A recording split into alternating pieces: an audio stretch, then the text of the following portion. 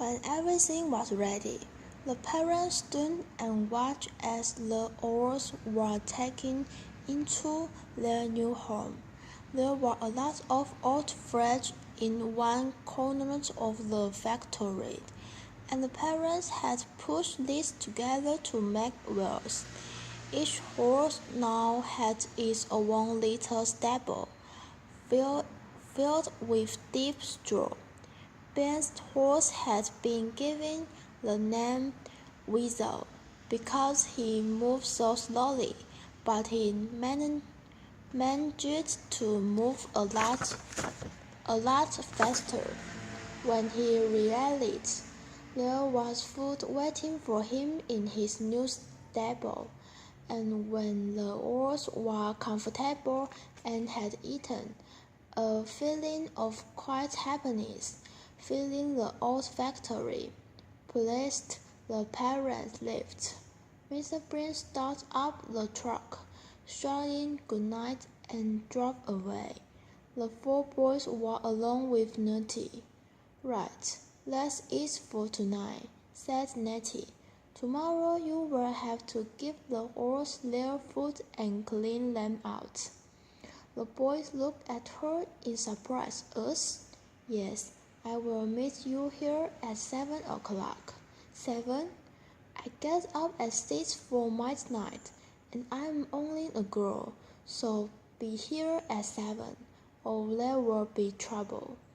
And she got back on midnight and rode off. That night, Nels and Gary decided to go and look at Gary's horse. It was after midnight and it was cold. A thick gold moon was coming up over the sea and everything was light. Gary pushed back the big doors and moonlight filled the factory. The oars were quiet. 3 of them were laying down, but Gary's mare was on her feet, walking about, and Gary and Nell stood and watched her. She's pretty, Nell said after the time. What are you going to call her? I don't know. Well, you will have to think of something. Come on, said Gary. It's after midnight and I have to be back here at 7. You are crazy, said Nels. But a few nights later, Nels went back to the factory. It wasn't comfortable at home now. His mother had left. There were no meals, no warm fire to sit by, nothing. So, late one evening, he decided to go and have another look at Gary's mare. When he closed the factory doors behind him, he was filled with a feeling of peace. He listened to the gentle sound of the horse eating, Gary's mare stopping when she heard Nels, and her ears went back. What's the matter, beautiful? Nels said. Don't be afraid. You are all right, you know. You are not on your way to the naked now. He sat down quickly beside her. Her lift was a little like his. She saw, and while he sat there, the mirror seemed to grow calmer. She pushed her head forward to look at him, but when he moved, she jumped back, afraid. Then, slowly, she put her face near his again, and he felt a weight to go on his head. Nels was pleased. You like me, don't you? He said, and he could see that she did. Well, she was lucky. They were going to kill her, but now there she was warm and comfortable. They should call her lucky. Lucky something. He lay back comfortably while he thought about it. The other oars moved about quickly, and it was like being in a family. By the fireside. What about lucky fireside? No, firelight. Lucky firelight. Lucky lady firelight. That was it. It was a good name. He wished he could write her. Well, perhaps he could. He could learn to write, couldn't he? But the others must not know. The next morning, Homie went up to the factory early to feed old Bones, and he found Nell asleep next to the brown Mary. "I will kill you if you tell anyone," Nell said.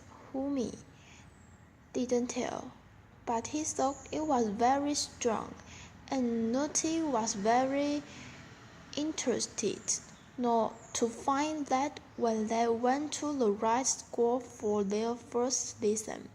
Nels, unsmiling and delighted, went along with them. The oars at the right school looked strong and healthy, with shining cloths.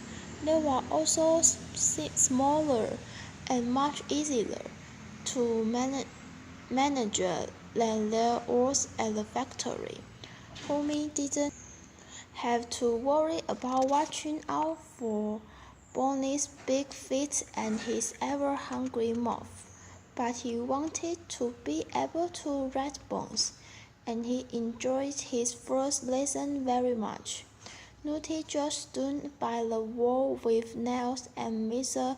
Sylvester, and what she could see, Homie was not a natural rider, and she realized how hard it was going to be. They had several months before the competition, but their own oars were old and tired, and her team was awful. After the lesson, Nels walked with Nutty to her bus stop. "I want to ask you something," he said. "Will you teach me how to write?" He spoke almost angrily. "I will tell you," he added, "but I want it to be a secret. Don't tell the others, or I will kill you." Nutty was silent with surprise, but she agreed, and a week later they met for their first lesson.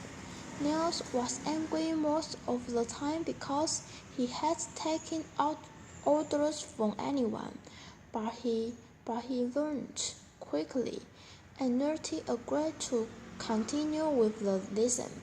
2 weeks later, one afternoon after the school, the teacher from the riding school came to look at the naked oars.